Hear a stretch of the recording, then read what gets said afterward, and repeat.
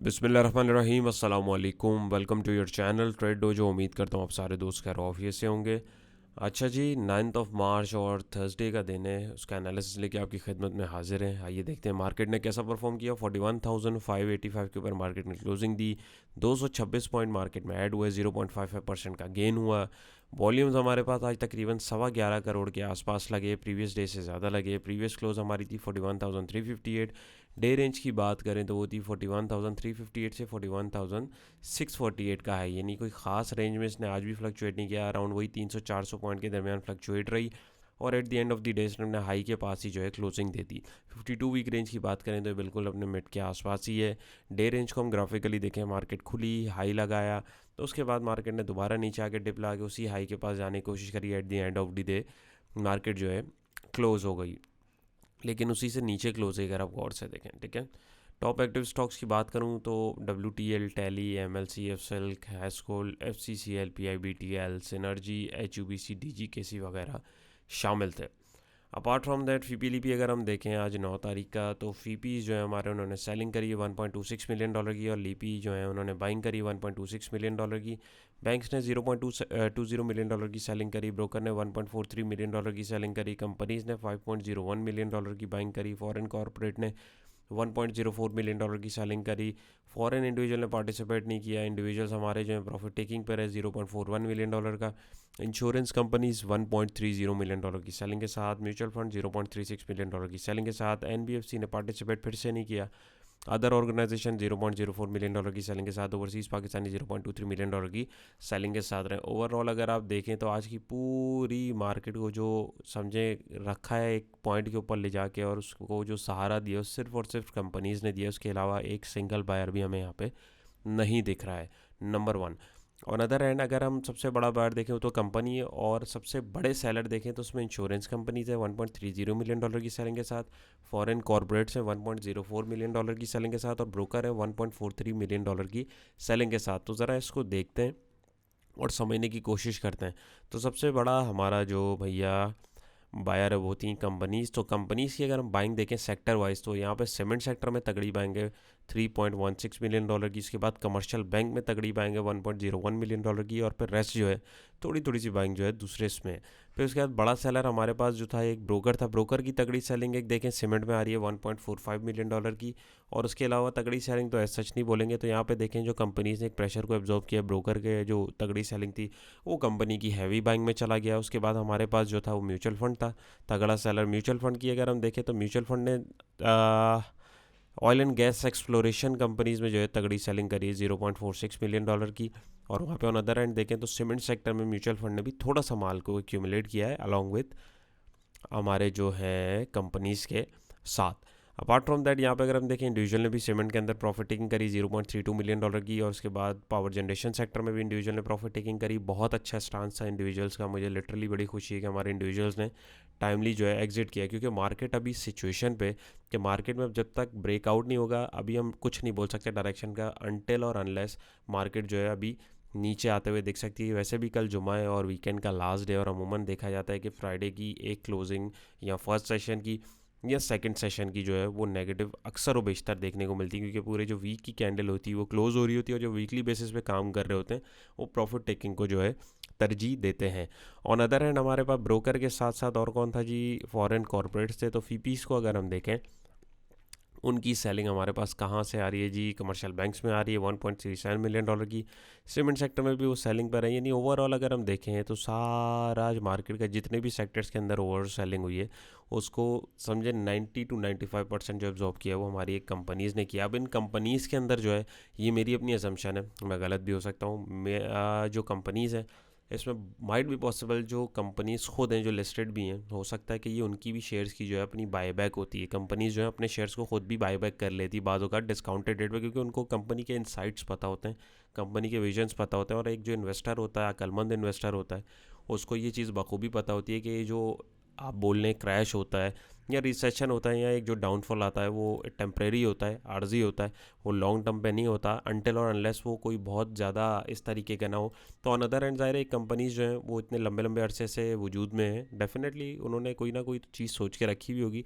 तो ये जो महंगाई का भी सेशन चल रहा है और जो बहुत सारी चीज़ें उन चीज़ों को इम्पैक्ट करती हैं, तो डेफिनेटली उसका जो इम्पैक्ट चीज़ों के ऊपर भी आता है, लेकिन वो मीन वाइल होता है। तो मे भी पॉसिबल ये जो कंपनीज़ के शेयर्स हैं वो डेफिनेटली बहुत ज़्यादा डिस्काउंटेड रेट्स के ऊपर मिल रहे हैं, और ये जो है वो कंपनीज़ भी हो सकता है कि अपने शेयर्स को बाय बैक कर रही हों। तभी जो है यहाँ पे अगर आप देखें सब ने प्रॉफिट टेकिंग करी है कंपनीज ने, लेकिन उसको एक्वायर किया, क्योंकि वो एक दो दिन या एक महीने के हिसाब से नहीं काम करते, वो सालों के विजन के साथ काम कर रहे होते हैं। तो वंस अगेन ये मेरी अपनी परसेप्शन है, मेरा अपना व्यू है, मैं गलत भी हो सकता हूँ और जो मुझे लग रहा है हो सकता है मैं सही भी हूँ। लेकिन आपकी क्या राय, अपनी कमेंट सेक्शन में राय का इज़हार ज़रूर कीजिएगा। तो ये हमारे पास जो आज का फीपी लिपि जो था वो मौजूद था। सेकंड जो हमारे पास चले मैं अभी आपको आगे बताता हूँ। उसके बाद हमारे पास जो है टॉप कंट्रीब्यूटर में सीमेंट, और यही मैं सेकंड बोलने लगा था कि सीमेंट सेक्टर के अंदर ऐसी क्या तेज़ी आ गई है। तो अभी ये मैं आपको दिखाता भी हूँ और बताता भी हूँ। सीमेंट सेक्टर जो है उसमें 88 पॉइंट उसने जोड़े, पावर जनरेशन ने 49, oil and gas exploration companies ने 44, फर्टिलाइजर ने 26, कमर्शियल बैंक ने 22 थोड़े थोड़े पॉइंट दूसरे सेक्टर ने, नेगेटिविटी मिसलेनियस सेक्टर ने 78 पॉइंट तोड़े, टोबैको सेक्टर ने 14, इन्वेस्टमेंट बैंकिंग ने 7, टेक्सटाइल ने 3 थोड़े थोड़े पॉइंट दूसरे सेक्टर ने। इनमें अगर कंपनीज देखें तो एच ने 48 पॉइंट जोड़े, CACC ने 23, TRG ने 17, ईफर्ट ने 15, OGDC ने 15, PIUC ने 14 और थोड़े थोड़े पॉइंट दूसरे स्क्रिप्ट ने जोड़े। नेगेटिविटी में PSEL ने 78, PAKT ने 14, दावा ने 9, अबॉट ने 4, EPCL ने 3 और थोड़े थोड़े पॉइंट जो हैं दूसरे स्क्रिप्ट ने भी तोड़े हैं। ऑन अदर हैंड हमारा KC 100 का हीट मैप देखें तो आज काफ़ी हरा भरा हमें देखने को मिल रहा है। ट्रांसपोर्टेशन सेक्टर के अंदर हमारे पास जो है अच्छी एक हमें वो देखने को मिली है, और दूसरे सेक्टर्स के अंदर भी हमारे पास जो है एक्यूमुलेशन मार्केट में देखने को मिली। और अगर वंस अगेन सीमेंट सेक्टर को देखें तो वो काफ़ी हरा भरा रहा। रिफाइनरी सेक्टर के अंदर भी थोड़ी सी हरियाली रही। तो ओवरऑल अगर आप देखें तो कमर्शियल बैंक डल रहा है, ऑल दो उसके अंदर ज़्यादा बाइंग कंपनीज़ की थी। ऑयल एंड गैस कंपनीज़ जो है, मार्केटिंग एक्सप्लोरिंग कंपनीज, उनमें भी थोड़ी थोड़ी बाइंग जो हमें देखने को मिली है। तो ये हमारा चार्ट है। चार्ट के ऊपर जाने से पहले सीमेंट सेक्टर की जो मैं बात कर रहा था, तो ये कोल के जो रेट्स हैं अगर आप देखें तो 124 के हिसाब से जो है $124 का जो इसका हिसाब होता है कोल का, ये उसके अकॉर्डिंगली यहाँ पे अभी जो है ट्रेड हो रहा है। तो कोल के रेट अगर आप देखें प्रीवियसली कितना हाई लगा के है, अराउंड 390, और पीछे जाऊँगा तो ये तो तकरीबन 400 से मेरे ख्याल में ऊपर गया था। तो वहाँ से अभी आप देखें करंटली काफ़ी ज़्यादा डाउन हो चुका हुआ है। और ऑन अदर हैंड यहाँ पे अगर हम गौर करें तो यहाँ पे भी अगर आज भी देखें तो हमारे पास ओवर द टाइम अगर हम देखें price change over selected period, यानी 3.63% और 4.65%, 4.65 पॉइंट जो है ओवरऑल लेस हुए हैं अगर हम इसको रेंज के हिसाब से देख रहे हैं। तो यहाँ पे इस चीज़ का भी हिसाब होता है। और कन्वर्जन रेट जैसे ये 1 टन ऑफ कोल जो होता है उसके हिसाब से दिखा रहे होते हैं। कोल प्राइस पर 1 किलोग्राम $0.12 जो है उसके हिसाब से, यानी $124 टन के हिसाब से कोल मिल रहा है। कोल सेक्टर का कोल का सॉरी जो सीमेंट सेक्टर पे इम्पैक्ट होता है, डेफिनेटली प्लांट्स वगैरह होते हैं उनको चलाने और दहकाने के लिए हमें जो है कोल की ज़रूरत पड़ती है, जिसके नतीजे में चीज़ें जो है फ्लक्चुएट करती हैं। एक चीज़ आयर है डेप्रिशिएट होती है तो दूसरी अप्रिशिएट होती है, पहली अप्रिशिएट होती है बाज़ों का, दूसरी डेप्रिशिएट हो जाती है। तो चीज़ें जो है को रिलेट एक दूसरे से करती हैं, एक रीज़न ये हो सकता है। दूसरा अगर आप देखें तो यहाँ पे हमारे पास ये आर्टिकल है जनवरी 19 2023 का, DGKC ship second consignment to US। DGKC cement अगर आप देखें उसके ऊपर ये था, इनकी एक्सपोर्ट भी हुई है और अच्छे खासे उसके हिसाब से हुई है। अगर आप देखें 37,500 of cement tons of cement to United States on vessel Abu Al Abad which left for Houston, Texas on Wednesday। और अगर आप देखें for the first time in its history Pakistan exported the first shipment of 50,000 tons in June last year after DG Khan secured an export order of 6 lakh ton of low alkali cement to US per year।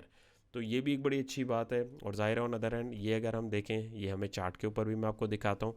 अगर एक second में आपको ये चीज़ दिखा भी दूँ, DGKC की बात हुई तो आपको DGKC का मैं चार्ट भी दिखाता हूँ और ये चीज़ दिखाता भी हूँ ताकि ये चीज़ें दिखें। कंपनीज़ के जब ज़ाहिर है EPS वगैरह अच्छे आते हैं, न्यूज़ अच्छी होती हैं, तो वहाँ पे हमारे पास जो है फिर उसके रिटर्न्स भी जो है अच्छे मिलना शुरू होते हैं। और अगर आप देखें तो वहाँ पे हमारे पास उसके प्राइजेस भी इन्हांस होना शुरू हो जाते हैं, बढ़ना शुरू हो जाते हैं। लेकिन ज़रूरी नहीं है सिर्फ उसी के ऊपर चलें, टेक्निकल्स भी होते हैं। देखें डाउन ट्रेंड में चलता रहा था, ये देखें EPS 3.29 नीचे था, फिर नीचे इधर करते करते करते लास्ट EPS इसका अगर आप देखें तो 0.89 की इसके पास EPS आई। यहाँ पे आके अगर अभी हम फ्रेश वाली इसकी EPS देखें तो 1.24 जो है इसकी EPS आई और सेल्स भी बढ़ी है। और पीरियड एंडेड इन्होंने जो लिखा है 2022 का इनका जो सारा हिसाब किताब था उसके अकॉर्डिंगली इन्होंने जो है ये प्रॉफिट अर्न किया है। तो अब ज़ाहिर है अब जो इस क्वार्टर का इसके पास रिजल्ट आएगा उसके अंदर डेफिनेटली इसका भी हिसाब किताब शामिल होगा, और ज़ाहिर है कंपनी जब प्रॉफिट करेगी, ज़ाहिर है चीज़ें महंगी हुई हैं और अदर एंड दूसरी चीज़ों का भी इम्पैक्ट पड़ता है, लेकिन सेल्स भी तो हुई है, कुछ फ़ायदा भी तो हुआ है। तो इसी तरीके से और भी बहुत सारी चीज़ें जो चीज़ों को इम्पैक्ट करती हैं। दिखाने और बताने का मकसद ये नहीं कि आप अभी अब इसके अंदर एंट्री ले लें, कूद जाएँ इसमें और बस अब डीजी खान सीमेंट जो है वो बहुत ऊपर जाएगा। बेसिकली समझाने का मकसद ये है कि चीज़ों को थोड़ा सा कोरिलेट करें, और along with that at the end of the day technicals must है, उसके बगैर जो है हम एंट्री और एग्जिट नहीं दे सकते। क्यों? क्योंकि यहाँ पे अगर हम देखें तो ओवरऑल ट्रेंड उसका वैसे ही डाउन चल रहा है, लेकिन समझाने का मकसद ये है कि चीज़ें जो हैं वो हर चीज़ के साथ जो है रिएक्ट करती हैं। अब ये देखें कोल के प्राइसेस हमारे पास यहाँ पे अगर मैं इस डेट के पास लेके जाऊँ अराउंड, इसको एक मिनट के मैं थोड़ा सा पीछे करूँ, यहाँ पे हमारे पास जो है हाई लगा था, डेट यहाँ पे आ रही है, ये ऊपर डेट आप लोगों के पास आ रही होगी 2/21/2022 यानी फरवरी 2022, और 21 फेब को अगर मैं सीमेंट को देखने की कोशिश करूँ 2021 फरवरी, यहाँ पे अगर हम चार्ट देखें तकरीबन ये जगह थी। अब यहाँ पे देखें इधर हमारे पास इसकी साइकिल भी कंप्लीट हो रही थी, और यहाँ से अगर आप देखें तो ये जो है 138 से पलटते पलटते एट दी एंड कोल के प्राइसेस वहाँ से महंगे रहे और वहाँ से नीचे आ गया। MLCF को निकाल के अगर हम देखने की कोशिश करें वही चीज़, तो यहाँ पे भी अगर हम देखेंगे तो हमारे पास ये 2000, यहाँ पे अगर आप देखें फैब बिल्कुल उसी के अराउंड आसपास रहा। टेक्निकली यहाँ पे जो है चार्ट भी डिस्ट्रीब्यूशन दिखा रहा था, और वहाँ से एट दी एंड फिर यहाँ देखें आप अभी उसकी जो कीमतें वो किधर चली गई। PIOC को अगर आप देख लें तो यहाँ पे भी अगर आप देखेंगे तो अराउंड हमारे पास यही देखें, यहाँ पे इसने हाई लगाया और यहाँ से करते करते एट दी एंड नीचे चला गया। कोल प्राइसेस भी हमने देखे एवर हाई यहाँ लगे थे। तो चीज़ें एक दूसरे के साथ कोरिलेट करती हैं। इसके ऊपर डिटेल वीडियो भी आप लोगों के साथ एक पहले मैंने शेयर करी थी, तो उसके अंदर भी चीज़ें हाईलाइट करके आप लोग को दिखाई थी। तो इन चीज़ों को भी देखा करें, जितनी ज़्यादा चीज़ें आप लोगों को समझ में होंगी, जितनी चीज़ों की अपडेट होगी, उतना आप लोगों को ट्रेड लेने में आसानी होगी। लेकिन टेक्निकल्स मस्ट हैं, उसको अगर आप मिस कर रहे हैं और सिर्फ अगर न्यूज़ को देख रहे हैं और सिर्फ न्यूज़ को मिस करके अगर इसको देख रहे हैं तो ये चीज़ जो है आपको थोड़ा इसको जो है कंसीडर करना पड़ेगा। तो हमारे पास जी हमारा डेली इंडेक्स का चार्ट आ गया है। चार्ट के ऊपर जाने से पहले वंस अगेन ग्रुप, अगर आपने हमारा फ्री डिस्कशन ग्रुप नहीं ज्वाइन किया, डिस्क्रिप्शन में लिंक मौजूद है, काइंडली मुझे मत मैसेज करिएगा, डिस्क्रिप्शन में ऑलरेडी लिंक मौजूद है आप लोगों के लिए, इसीलिए इसको बना के रखा है ताकि आप लोग डायरेक्ट उसको ज्वाइन कर लें। बहुत सारे दोस्त मुझे इन पर्सन मैसेज करते हैं तो वो फ़ायदा नहीं है फिर लिंक शेयर करने का। तो उसके ऊपर आप सिंपल क्लिक करेंगे, वहाँ से आप जो है ऑटोमेटिक लैंड हो जाएंगे, और अगर कोई एरर आए तो हाँ वो आप मुझे इस नंबर पे मैसेज करके वो एरर दिखा सकते हैं, फिर मैं आपको जो है ऐड करवा दूंगा। On other hand technical analysis, अगर आप लोग जो है बिगिनर टू इंटरमीडिएट लेवल का जो हमारा कोर्स उसका बैच 4 स्टार्ट होने वाला है, अगर आप इंटरेस्टेड हैं तो दिए गए नंबर पर रब्ता करके मज़ीद मालूमात कर सकते हैं। लिमिटेड स्लॉट्स मौजूद हैं और इंशाल्लाह जल्दी जो है इस बैच का भी आगाज़ होने वाला है। तो डेली चार्ट को अगर आप देखें जी तो हमारे पास वही हमारे जो मूविंग एवरेजेस हैं जो यहाँ पे खोले थे, आप देखें बहुत स्ट्रगल कर रहे हैं, रेजिस्टिंग पॉइंट के पास है, कॉन्फ्लुएंस पॉइंट के पास है, वहाँ से ऊपर जाने की। और ये आज की कैंडल है ग्रीन कैंडल, अब आपको समझ में आ गया होगा कि ये क्यों बनी है कंपनी ने। और वॉल्यूम्स भी देखें हमारे पास रेजिस्टिंग पॉइंट के पास जो है ये हाई लग गए हैं, और अगर आप देखें तो कल परसों तरसों से जो कैंडल्स बनी इनसे ज़्यादा वॉल्यूम लगे, लेकिन कैंडल का बॉडी का साइज़ देखें आप फिर भी वो ऊपर नहीं जा सकी, इवन इस वाली कैंडल के हाई तक भी नहीं जा सकी। क्यों? क्योंकि उसके पास ये 2-3 तगड़े रेजिस्टिंग पॉइंट जो हैं वो मौजूद हैं। तो यहाँ से देखें इसने अपने आप को किया हुआ है एक तरह से साइडवेज के अंदर। ये देखिए बॉक्स, ये फॉर्मेशन हम लोग बार बार देख चुके हैं, जो पुराने दोस्तों को बताया। देखिए यहाँ पे हुआ, ऊपर जाते हुए साइड पे गया, फिर नीचे गिरा, फिर ये चीज़ हमें यहाँ पे देखने को मिली। इधर अगर आप देखें तो यहाँ पे भी यही हुआ, फिर अगर हम यहाँ पे देखें इधर, यहाँ पे भी यही हुआ। यानी ये चीज़ें रैपिडली जो है चलती हुई हमारे पास आ रही हैं, कोई नई चीज़ नहीं है। मेन चीज़ होती है मार्केट मौका देती है हमें, मार्केट से सिर्फ जो है टाइमली एग्जिट ले लेना चाहिए। क्यों? क्योंकि रेजिस्टिंग पॉइंट हमारे और आपके सामने बिल्कुल आ रहे हैं, और यहाँ पे भी कुछ ऐसी ही सिचुएशन है। अनटिल और अनलेस ये अगर कोई पॉजिटिव न्यूज़ आए तो ऊपर निकल जाए तो वो एक अलहदा गेम है, लेकिन मीन वाल अभी प्रॉफिट टेकिंग लाजमी करनी चाहिए, क्योंकि ये ज़्यादा से ज़्यादा बाउंस इसका लग सकता है, ये स्ट्रेंड लाइन के आसपास लग सकता है, और यहाँ से दोबारा ये इस पॉइंट तक इसको एटलीस्ट जो है ज़रूर आना चाहिए। RSI भी देखें तो हमारा 58 के आसपास है। यहाँ पे देखें तो हिस्टोग्राम इसके पॉजिटिव हुए हैं, ऑल दो चीज़ें पॉजिटिव दिख रही हैं, लेकिन जो चार्ट आपको दिखा रहा है, चार्ट जो समझा रहा है, कोशिश करें कि उसको फॉलो करने की कोशिश करें, क्योंकि चार्ट जो है एट दी एंड हमेशा आपको सही डायरेक्शन ही बताता है। तो उम्मीद है आपको क्लियर हुआ होगा। और अभी फिलवक्त ट्रेड मत लीजिए, और जो भी ट्रेड ले रहे हैं उसमें जो है शॉर्ट टर्म में आपको जो प्रॉफिट हो रहा है, अल्लाह का शुक्र अदा कर रहा है, उस प्रॉफिट को बुक कीजिए और उसके बाद वेट करें लेवल का, क्योंकि मार्केट अभी एक बहुत नाजुक लेवल के ऊपर खड़ी है। ब्रेकआउट या ब्रेक डाउन कल की वीडियो में भी आप लोगों को डिटेल के अंदर एक्सप्लेन किया था कि ये इस लेवल पे अगर कंसोलिडेट करती है थोड़ा टाइम, तो ये एक बड़ा एक अच्छा सिग्नल हो सकता है। और यहाँ पे अगर आप देखें बोलिंजर बैंड को सिर्फ, ये बल्कि मैं ऑफ करता हूँ ताकि आप लोगों को कन्फ्यूजन ना हो।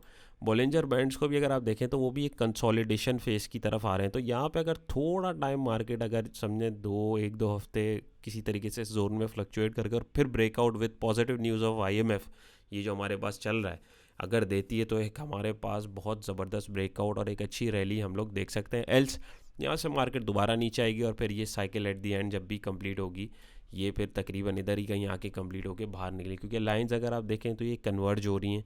यहाँ पे अगर ये निकलती है तो इसमें देखें बिल्कुल अब ऊपर निकलने का इसका फिर चांस बन सकता है, लेकिन यहाँ से अगर आएगी तो टेक्निकली वो अपनी साइकिल को लाजमी पूरा करेगी। ऐसा बिल्कुल नहीं कि यहाँ बीच में कहीं पर निकल जाए। तो ये सारी चीज़ें होती हैं। और ये क्यों निकल जाए, क्यों, किस लिए, पुराने दोस्त जो हैं वो आप लोगों के साथ पुराने जितने भी ब्रेकआउट्स यहाँ पे हुए थे सारी चीज़ें डिटेल में आपको बताई हुई थी, और जैसा बताया अल्हम्दुलिल्लाह उसने वैसा ही परफॉर्म किया। क्यों? क्योंकि चार्ट रीडिंग उसके अकॉर्डिंग जो है जो चीज़ इंडिकेट कर रही थी वही आप दोस्तों के साथ शेयर की जा रही थी। अच्छा जी, यहाँ पे अगर हम एंड में देखें जो आवरली बेसिस पे ट्रेड करते हैं तो वही आवरली के ऊपर आपके पास रेजिस्टिंग पॉइंट जो है पहला 41,765 का है। सेकेंडली अगर आप देखें तो आपके पास जो है ये 40,000 तकरीबन 41,000 की अगर आप देखें तो आवरली पे आपके पास एक बहुत अच्छा सपोर्ट लेवल आ रहा है। यहाँ तक आपको वेट करना है। कल अगर ये इससे ऊपर क्लोजिंग दे तो नेक्स्ट पोटेंशियल लेवल 42,550 के आसपास हम लोग देख सकते हैं। इंडिकेटर भी देखें उन्होंने थोड़ा सा कूल डाउन किया है, तो उम्मीद है कि एक सेशन में मैं बाउंस जो है मिल सकता है। और यहाँ पे देखें इसने भी आपको कूल डाउन किया और ये एक नेगेटिविटी ख़त्म करते हुए हो सकता है कि ये पोटेंशियल बाउंस हमें दे दे। उम्मीद है आज की कोशिश भी आपको पसंद आई होगी। वंस अगेन वीडियो में जो भी चीज़ें मैंने बताई हैं और समझाई हैं मेरा अपना पर्सनल व्यू है, गलत भी हो सकता है, तो आपको अपनी एट दी एंड वर्किंग खुद करके उसके ऊपर ट्रेड लेनी है, कोई क्लेम या कोई ब्लेम नहीं। अपना बहुत सारा ख्याल रखिएगा, दुआओं में याद रखिएगा। इंशाल्लाह नई वीडियो मुलाकात होगी। अल्लाह हाफ़िज़।